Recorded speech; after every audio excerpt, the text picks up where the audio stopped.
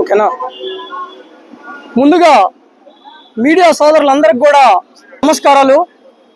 ఈరోజు సరిగ్గా ఒక సంవత్సరం క్రితం ఏదైతే దుర్మార్గ పాలన ఉందో వైసీపీ, దాని చెర నుంచి వీడి సుపరిపాలన మొదలై సరిగ్గా ఏడాదైన శుభ సందర్భంగా ఈరోజు కూటమి నాయకులు అందరం కలిపి, అటు బీజేపీ అయితేమి, టీడీపీ అయితేమి, జనసేన నాయకులందరం కలిసి ఒక పండుగ వాతావరణంలో ఈరోజు మేమందరం కూడా ఈ సెలబ్రేషన్ జరుపుకోవడం జరుగుతుంది.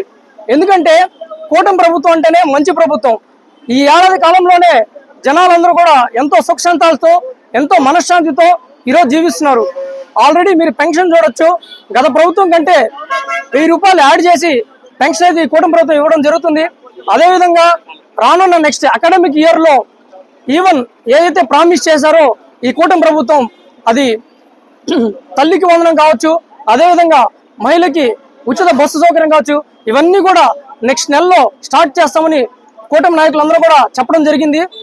త్రిమూర్తుల్లాగా అటు కేంద్రంలో నరేంద్ర మోడీ గారు, తర్వాత రాష్ట్ర ముఖ్యమంత్రి వర్యులు చంద్రబాబు నాయుడు గారు, ఈ రాష్ట్ర దిశాన్ని మార్చేసిన గేమ్ చేంజర్ శ్రీ పవన్ కళ్యాణ్ గారు, ముగ్గురు త్రిమూర్తుల్లాగా అటు రాష్ట్రాన్ని, కేంద్రాన్ని ఒక తాటిపైకి తీసుకొచ్చి ఆంధ్రప్రదేశ్కి ఏమేమి మంచి జరగాలో అన్ని మంచి కార్యక్రమాలు చేస్తూ, ఒక పక్క క్యాపిటల్ని డెవలప్ చేస్తూ, అదేవిధంగా జనాలకి ఏదైతే పథకాలు కావాలో అవన్నీ కూడా అమలు చేయడం జరుగుతోంది.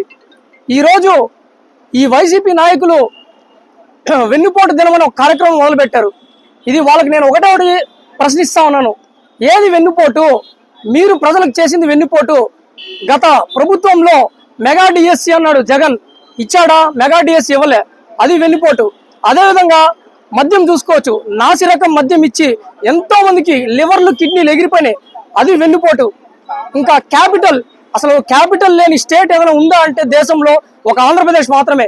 అలాంటి దిగజారు స్థితికి ఆంధ్రాన్ని తీసుకొచ్చి జనాల్ని వెన్నుపోటు పొడిచింది జగన్. ఈ వెన్నుపోట్లన్నిటికి కూడా జనాలు బుద్ధి చెప్పారు. జగన్ ప్రభుత్వానికి, వైసీపీ ప్రభుత్వానికి జనాలకి జగన్ ఇచ్చిన వెన్నుపోటుకి వాళ్ళు ఓటుతో పోటేసి 151 ఉన్న సీట్లని 11కి తీసుకొచ్చినా కానీ ఇంకా ఈ వైసీపీ నాయకులు తీరు మారలేదు.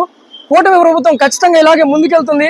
పవన్ కళ్యాణ్ గారి నాయకత్వంలో, అదేవిధంగా చంద్రబాబు నాయుడు గారి నాయకత్వంలో, కేంద్రంలో మోడీ గారి నాయకత్వంలో అందరం కూడా ఏపీ రాష్ట్రాన్ని దిశ మార్చే విధంగా అభివృద్ధి పదంలో ముందుకు తీసుకెళ్తూ, అటు అభివృద్ధి కావచ్చు, ఇటు సంక్షేమం కావచ్చు, రెండు బ్యాలెన్సింగ్ విధానంలో ముందుకు తీసుకెళ్లి ఖచ్చితంగా రానున్న 4 ఏళ్ళు కాదు, మరో